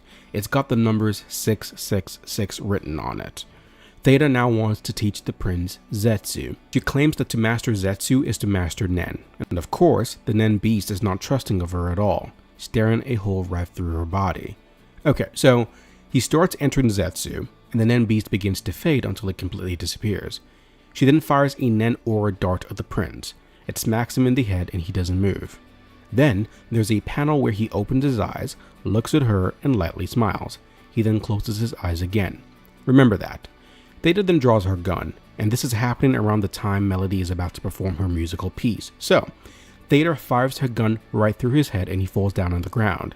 She intends to kill herself right after killing him, but just then, she's drawn into the world of sound, and when she comes to, the prince is gone and there's no blood either. He then appears behind her unscathed, and she's utterly shocked at what happened. The Nen beast then leans down to her and tells her, if you answer the prince's next question with a lie, you will no longer be human. Theta collapses and falls to the ground. She's taken to a different room, and when she wakes up, she has this mark on the side of her face. Over in Hawkingberg's camp, he's trying to understand the limits of his Nen ability, and as crazy as it sounds, he asks one of his men, whose soul entered the body of Benjamin's bodyguards, to sacrifice himself. He goes to Lazarus's door, identifies himself as Benjamin's soldier, and blows his brains out. Catching back up with the 4th prince, Tagashi takes us back in time to when he was being taught Zetsu, 7:35 p.m. He starts entering Zetsu, but as he does so, he feels a bit of a disturbance. Theta tells him that there's something on his left shoulder and that he should start over. He replies that it's unfair. She replies that the enemy will be harsher than that, and then that image fades. This startles him, and he loses Zetsu. Theta then says, there's something on your left shoulder. Bewildered, he looks at her and asks if anything about him is different. She doesn't answer, and just says, start over. He asks if she's listening, and she answers, the enemy will be harsher than that. This makes him realize that they're talking past each other. She's saying the exact thing he saw in his dream. It, in fact, was not a dream, but a premonition of the future. The daydream lasted about 10 seconds. In the precognition, he changed what he said, but Theta ignored him and stuck to the original script. There was a bit of static when the dream started, and that's the sign that it's starting. And the second static is what signifies that it's over. While he watches the dream, he can't move. He attempts it once more, and this time, after the 10 seconds, he can move, but time is advancing. So, it shows 10 seconds into the future, and once the moment has passed, he keeps seeing the world 10 seconds into the future. He then sees Theta move in the dream. If he's right, Theta will then move in real time 10 seconds later. And she did. He's correct. This updated information gives him the conclusion that when he closes his eyes and enters Zetsu, he gets a 10-second preview of the future, and only he can change what he does in those 10 seconds. He goes into Zetsu, sees that Theta knocks a Nen ball aura at him, and then sees her grab a gun and fires. The prince dodges the bullet, but based on his ability, in real time, Theta will see and believe that she actually hit him. At that moment, he and her are pulled into Melody's world of sound. Now, we're caught up to the present, and this brother Togashi gives a full detailed breakdown of this man's power, and when I saw the graph, I laughed out loud. He took us to physics class. So, I will attempt to make this as simple as I personally can, okay? The fourth prince's Nen ability allows him to see 10 seconds into the future after activating Zetsu. If he continues to be in Zetsu, he will continue to see a vision 10 seconds into the future, but during the time he's seeing that continual vision, the events he's seen will happen as he saw it. If he doesn't do anything, it happens exactly as he saw it. Now, if he opens his eyes, he will relive the event seen 10 seconds ago in real time, and the ability will be deactivated. But if he changes his actions while reliving the events, other people will only be aware of how it happened in his original vision, not his changed vision. So basically, he looked forward in time, saw that Theta was going to shoot him, dodged the bullet and survived, but Theta was restricted to experiencing the events of the vision where he was shot. The plan for the prince is very simple. If he can control Zetsu at will, he will dominate the battle for succession. Catching up with Kurapika for a moment, he's working hard on getting everyone up to speed regarding Nen usage, but as he's working, he feels a rumbling. This is the fourth rumbling of aura, and the intervals between them are getting shorter and shorter. Benjamin feels this aura as well and has a reasonable sense of worry over the rumblings. Benjamin is listening through the radio as some of his men try to kill Hawkingberg, but his ability is far too broken and they fail. Some of them lose their life. Togashi then gives some characterization to the second prince, Camilla, about how she gave a throwaway segment of people the opportunity to join her personal army, and gave them the same status and rights as the armed forces. These people now act on her behalf, spying on other princes. Meanwhile, the third prince goes to speak with the Shiyu boss, who he asks for information regarding Nen. But as he leaves the room, he calls him father. So, yeah, I don't know what's going on there. This Shiyu guy makes a call to someone and tells him to search for Hisoka on tier 3, but as he's doing that, he should kill Morena Prudo, the Hylie boss. She seems to be the one behind the killings on the lower levels that the troupe unknowingly stumbled into. These two new characters are introduced and they're quite odd. One uses blood to fight, and the other, when she punches you, voices come out of your body as responses to the question that she asks. The third person in this trio is named oh boy, how to say this? Hinrig. He's able to turn any weapon he touches into an animal that retains its original functionality. He's attacked by some other men but shows his immense skill and overpowers them all, transforming their weapons into animals that still function in the same way. While he's trying to find Morena, the other two go around asking for Hisoka. The lady asks a question, punches you, and an answer comes out through the target's body. But then, she finds Hisoka. He's fixed his hair and is dressed in a black jumper. She asks him if he's Hisoka and punches him, but nothing happens and she falls down. The other guy who's with her asks him again if he's Hisoka and tells him the mafia is looking for him. Hisoka responds with this gnarly look on his face with intensity. The other troop members in Phaeton, Nobunaga, and Finks are in a room with some of the mafia members when they're faced with a bit of a situation. That one guy from before, who seems to be able to open portals in space and killed a bunch of people, he's knocking on the door by opening the portal with his hands. They open the door and they don't see anyone. It starts to annoy the troop when he opens a portal right in the door, challenging them, claiming that they're not acting like themselves. Nobunaga draws his blade and intends to show him what they do to those who tick them off. The man wants to join forces with the troupe, but Nobunaga immediately thrusts a sword right into his head and cuts it clean off. He then declares that the troupe will crush the Haile family themselves. Over in the movie theater, Hisoka sat quietly after the movie ended, and he's approached by Hinrig. Hinrig introduces himself, reveals that he knows who Hisoka is, and simply asks that Hisoka doesn't do anything. He even gives him a room in the VVIP area. The Char, Shiyu, and troupe have joined forces to crush the Haile family. If Hisoka picks a fight with the troupe, the Char would have to consider him an enemy, and he doesn't want that. Hisoka ultimately agrees to this and takes the ticket, but he does tell Hinrig that if he's attacked and somebody picks a fight with him, he won't refuse. As the troupe continue to work with the Mafia, they spring a trap that leads them to this dark alleyway, and as they walk through, Nobunaga is reminded of their history. This leads us into a flashback regarding the Phantom Troupe. They lived in a rundown garbage heap in Meteor City, and here, Uvogin and Franklin would spar with each other. Franklin had found a videotape and hoped it had something like anime or action that they can understand without knowing its language. Chrollo is shown to have a VHS of a tape about learning German. Eventually, Chrollo reaches a large church and makes his way inside. Once there, a priest welcomes him back and asks if he's studying videos. As they speak, they reference small graves on the outside. The priest warns them that some child traffickers were even entering into residential zones to steal kids, so he shouldn't venture out alone. We learned that before the city gained protection in exchange for providing recruits for the Mafia, hundreds died every year and a lot of the casualties were children under 15 years old. Chrollo then says he's going to the video room and we meet Pakunoda.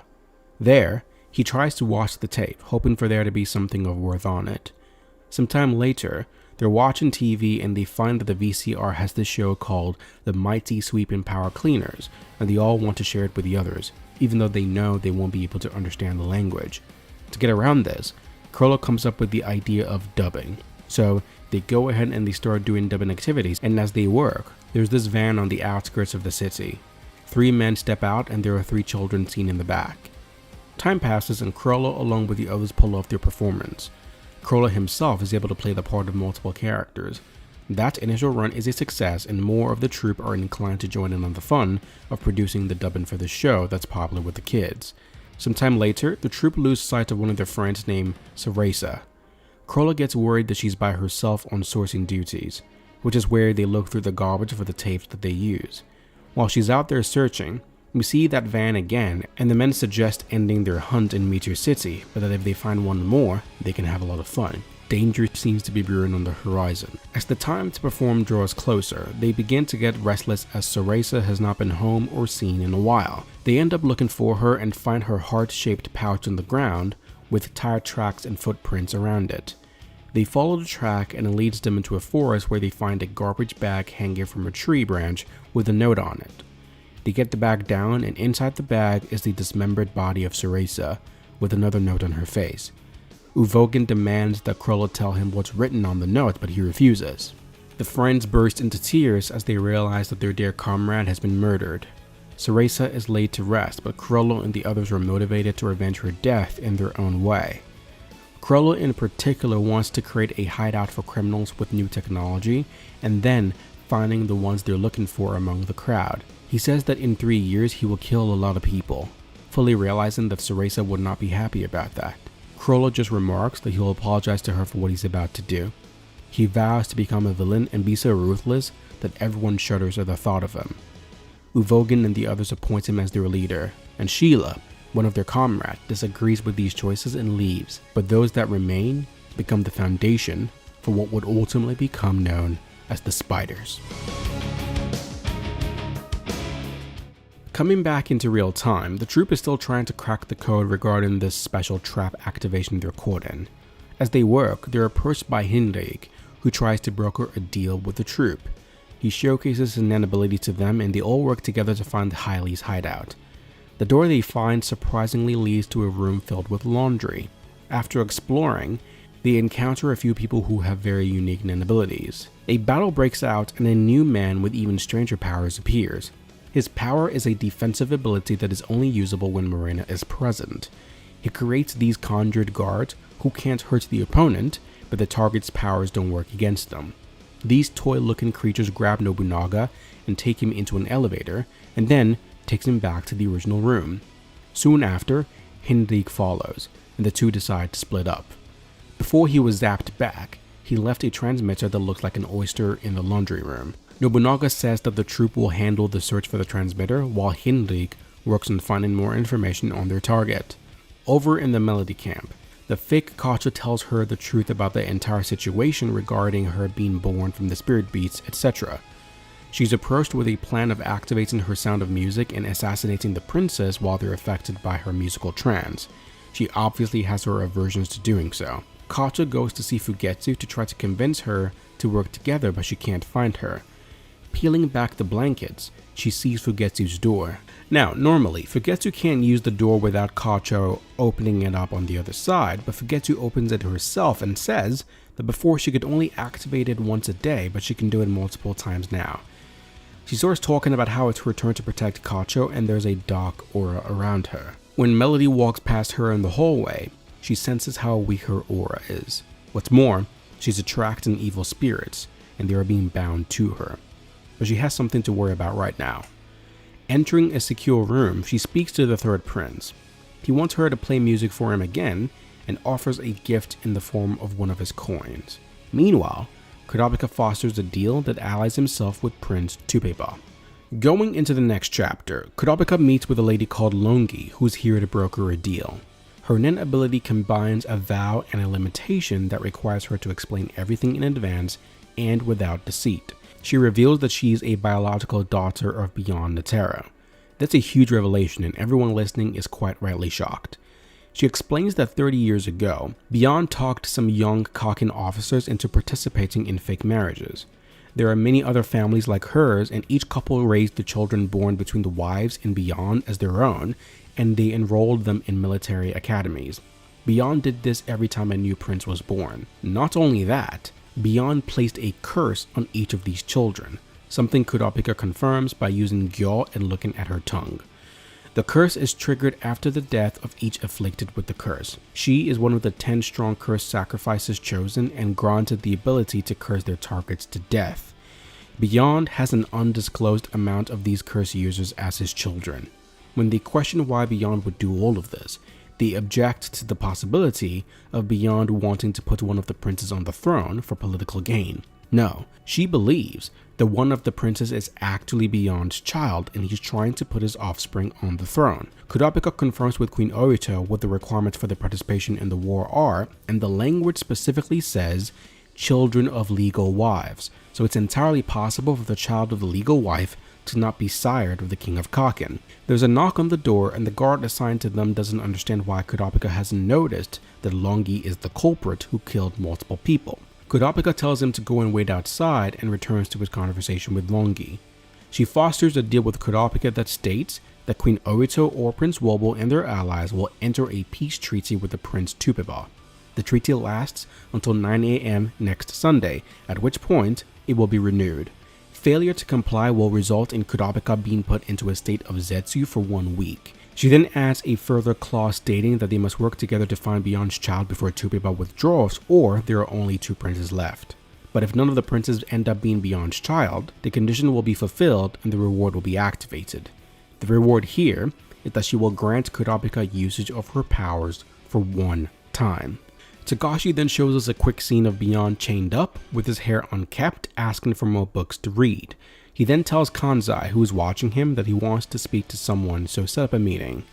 Sometime later, Melody and Kato are talking about a mark they saw on Fugetsu's back.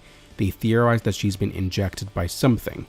Kato personally thinks it's the 7th Prince Lazarus. So, Kaiser, this man who's in love with Melody because of her music, tries to go speak to Prince Benjamin, stating that he's here to deliver a letter. He gives Benjamin a letter and starts making rounds to the other princes, including the 7th prince.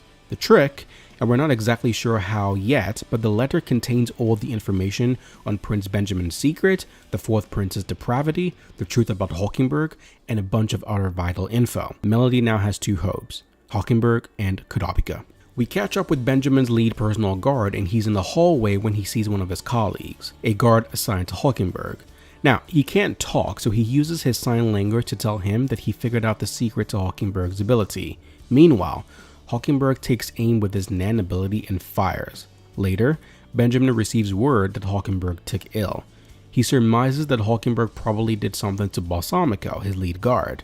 But he gets a call from Balsamico, and Benjamin is fully aware that he can't take what Balsamico is saying at face value. But he listens as the lead guard tells him that he intends to go and see Hulkenberg. He claims that he would get Benjamin results within a day. Togashi then shows us what was written in the letter that Kaiser gave to the princes. The letter contained information signed by Kacho that stated that the first queen is Hulkenberg's real mother. The first queen asked a secret favor of the second queen to protect Hulkenberg from assassination plots from his older siblings by changing his order in line to the throne. In Prince Wulwul's quarters, Kurapika is speaking with Queen Orito, explaining that death is the punishment that awaits anyone who tries to leave the ship during the succession. The ship itself is the urn for the worm toxin.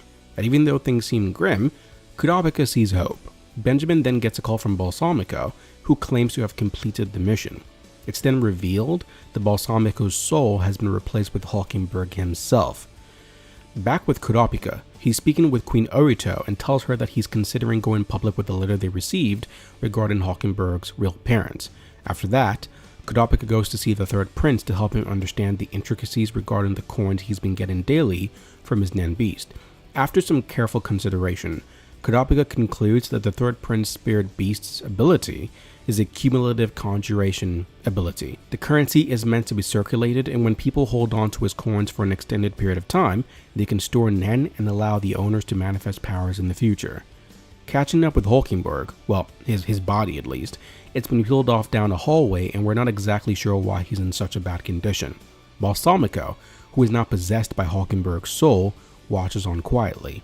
We learn that after the switch he did, the target's mind, which is now in his body, won't wake up until he goes to sleep. He then calls Benjamin to tell him that Hulkenberg vomited and was taken to the hospital. He anticipates that his mission will be complete in around 12 hours. After hanging up, Hulkenberg explains that his ability is a forced mind swap, with one person being awake once the swap is complete. The priority of who gets to be awake is granted to the ability owner. His plan right now is extremely risky. If one of the two swapped bodies die, the soul returns to the body it came from, and two souls will inhabit the same body, with the original body owner taking priority. Hulkenberg plans to wait for his body to die, and then, right before his body fully dies, he'll have Balsamico take a sleeping pill, which will adjust the time it takes for Balsamico to awaken. In that time, with Hulkenberg's real body dead, he'll be able to return to Benjamin, and he has to finish this in 10 hours or else it's game over for him. Over in the fourth prince's quarters, he's down to 3.5 seconds in how short his Zetsu timer can be. As crazy as that is, he's tried to get it into under 1 second. Time passes, and even though the doctors did their best to save Hulkenberg, he passes away. Benjamin and Balsamico talk about the post-death proceedings in line with what Hulkenberg wished for after his death. The announcement is made on Tier 3, stating that he's dead and that the funeral procession will move through the stairwell towards Tier 1, and those that want to pay their respects may do so. In the casino part of the ship, Hisoka is busy enjoying himself when he's being spied on by the person we thought was Hisoka from before, in the black jumper. It's revealed to be Bonelinov, who transformed into Hisoka on Chrollo's requests. Chrollo's plan was for him to transform into Hisoka, be found by the Mafia, and kept somewhere so the troupe could move around freely and find the real Hisoka. Now that he's found Hisoka, Bonelinov understands Chrollo's orders were for him to transform into someone else and alert Chrollo, who would ultimately decide whether to fight or not. Catching up with the Phantom Troupe, they've managed to work their way into this massive room filled with large pipes and a rickety staircase. This is the outermost part inside the Black Whale. If they follow these stairs, it will take them to the top of Tier 2. While the proceedings for Hulkenberg's funeral are happening, we see Chrollo try to make a call, but he can't get through. We're then told that Chrollo has his sights set on Kakin's most valuable regalia that's being used in the Succession War. First is the Seed Urn, the ceremonial urn used by the participants in the Succession War. Next is the Lotus Anchorite, a divine mummy that oversees the succession contest.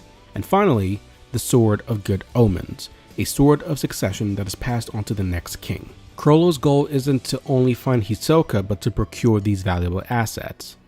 He concludes that these 3 treasures are the main system creating the powerful nen that is needed to maintain the prosperity of both the contest and Kakin itself. Chrollo surmises that ritual sites were set up in the ship to act as spiritual focal points for the treasure, and they're probably on tier 1 somewhere. He then tries to call again, but he's told that the person he's trying to get in contact with has been located, but that they're in an area beyond the nen signal range.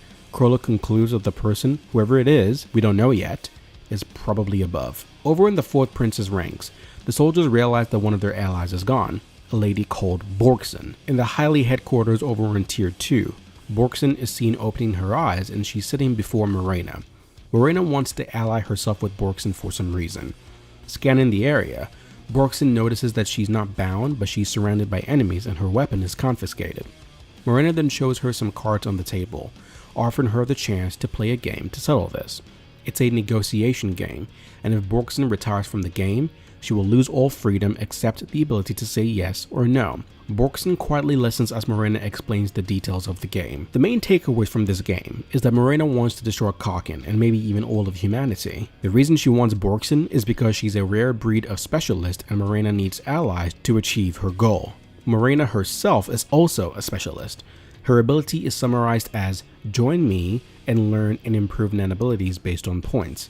As they continue to play, they are interrupted by an alarm that declares special martial law. The implications of martial law is that the Royal Army soldiers are granted the right to shoot any suspicious person without warning. The game resumes, and I won't go through the specific moves made here. I'm sorry, this video is already insanely long. The point is, Morena beats Borkson and Borkson is, quote, forced to join Morena. As long as Borkson is alive and on the Highly side, the Highly will not come after her or the people dear to her. On tier 3, now that martial law is initiated, soldiers pat down civilians when a soldier comes up to his captain and tells him that they found what he calls Case S. He goes with the soldier and found that 3 soldiers had entered this room and disappeared one after another. Prince Benjamin is contacted and told that most likely the Highly hideout was found. Benjamin then goes to the Justice Bureau where he meets Mizai Storm, Kaiser, and others. Benjamin introduces himself and tells them that he wants to consolidate all 3 branches of government by military force at the central court. The basis for his martial law is due to a biological weapon, orchestrated by the 4th Prince and the 9th Prince. And that is where Togashi has currently left off. You're now caught up to Hunter x Hunter. How long is this? My goodness, if you're still here, drop 13 in the comment section below so I know you made it. 13 in the comments if you made it to this point. But look, if there's one thing you need to understand about me when it comes to literary media like manga, movies, etc., I value originality. I value perspective. I want to feel the person behind the art, to be immersed into their brain, into their viewpoints on the world and the story they craft and create. Togashi Yoshihiro is one of the greatest literary minds to have ever graced the pages. There isn't a single person on earth who can take that away from him. It doesn't mean he's perfect. No one is. But when you read a story like Hunter x Hunter and see the depths of detail he pours into his works, systems upon systems upon systems, hell, even on the things about him I consider negative. For example, I do believe there is such a thing as over-information, as too much explaining and too much detailing. I don't know if you guys listening would agree or disagree with me there, but there are times in Hunter x Hunter where I imagine that Togashi sits down and thinks, I want to get from point A to point B in order to establish something.